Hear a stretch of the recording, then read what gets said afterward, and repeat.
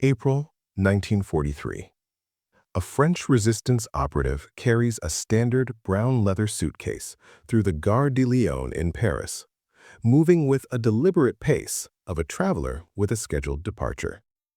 The suitcase weighs approximately 18 kilograms, roughly twice the weight of a packed travel bag. But the operative carries it without visible strain, having practiced this specific walk for 2 weeks. Inside the leather exterior, beneath a false lining of civilian clothing, arranged carefully to pass casual inspection, sits a device assembled from components sourced entirely from a railway maintenance workshop. A timing mechanism built from a locomotive pressure gauge, detonator leads soldered from signal wire, a main charge, 2.5 kilograms of plastic explosive packed into a steel junction box bolted to the suitcase frame. The operative places the suitcase in the left luggage office, activates the timer by pressing a concealed button through the leather handle, and boards a departing train. 67 minutes later, the detonator fires. The explosion destroys the left luggage office, ruptures water and fuel lines servicing 3 adjacent platforms, and disables the station's central switching panel. The Gare de Lyon handles approximately 40% of rail traffic, moving supplies south to German forces in Italy. It will not resume full operations for 11 days. The suitcase that did this cost the resistance network about 200 francs in materials and 3 weeks of assembly time. The Allied strategic bombing campaign in 1942 and 1943 faced a precision problem that was aeronautical and logistical. Destroying critical infrastructure, railway yards, switching stations, fuel depots, required aircraft deliveries that were inaccurate at altitude and costly in aircraft and crews. A bombing raid against a railway junction risked civilian casualties, provided warning through engine noise, and required coordination with bomber commands that had competing priorities. What resistance networks needed was a method to achieve similar destruction, but from within the target.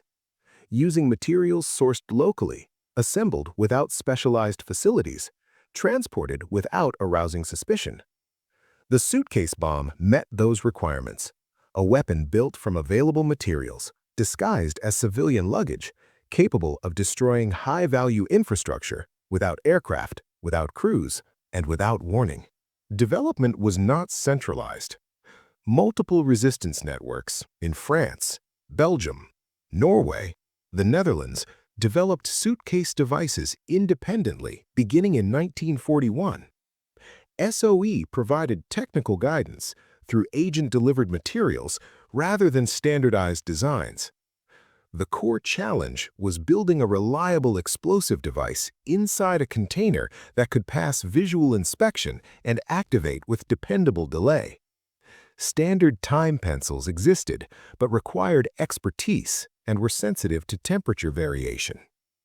Railway components offered an alternative. Locomotive regulators, signal timing mechanisms, electrical relays, all accessible to resistance members working maintenance roles. A typical suitcase bomb used a modified pressure gauge or clock mechanism. The indicator needle, connected to a gear train, could be altered to close an electrical circuit after a set interval. That circuit connected to a standard number 27 detonator. The main charge, usually plastic explosive, 1 to 4 kilograms, depending on the target. 2.5 kilograms in an enclosed space produced overpressure sufficient to destroy structural elements, with fragmentation from the suitcase frame extending the damage radius. The suitcase required modification. Internal reinforcement prevented shifting. A false lining concealed the charge. Civilian clothing filled the upper compartment.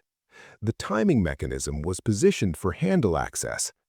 A concealed switch activated by pressure through the handle.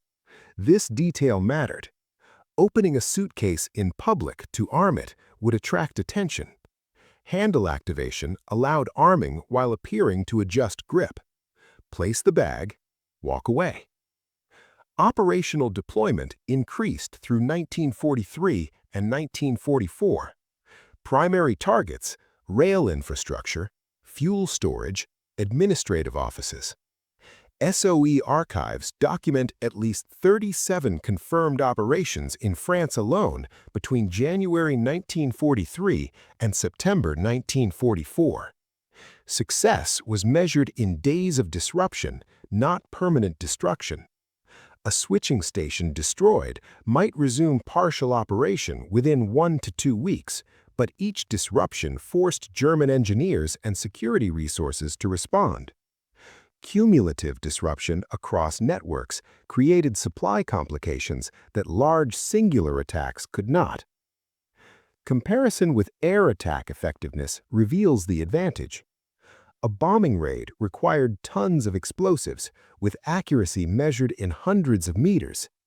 The suitcase bomb, placed precisely, achieved comparable functional damage with 2 to 4 kilograms. SOE planners recognized this and coordinated sabotage with air campaign strategy. Precision mattered more than tonnage for certain targets. Limitations were real. Mechanical timers required calibration. Temperature variation affected metal expansion. Some devices detonated early, killing operatives. Others detonated late, allowing discovery.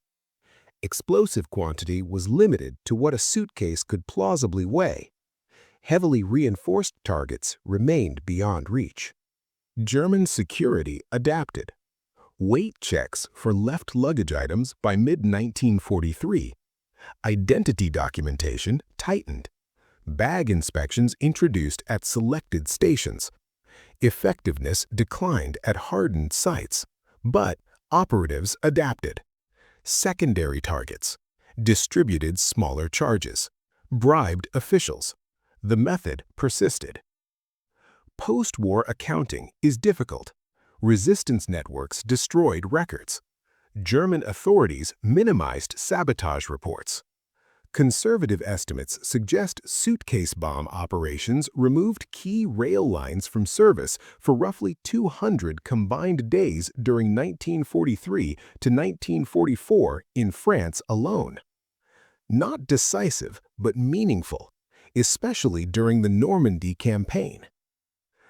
The operative who placed the Gare de Lyon suitcase in April 1943 survived, returned to resistance work. His identity is known to French archivists, but withheld publicly at the family's request. The suitcase itself was destroyed in the blast. German investigators concluded the explosive was British, based on chemical composition, without recognizing local assembly from railway components. The 11 days of reduced capacity delayed deliveries to German forces in southern France. Wehrmacht supply records document operational shortfalls during that interval.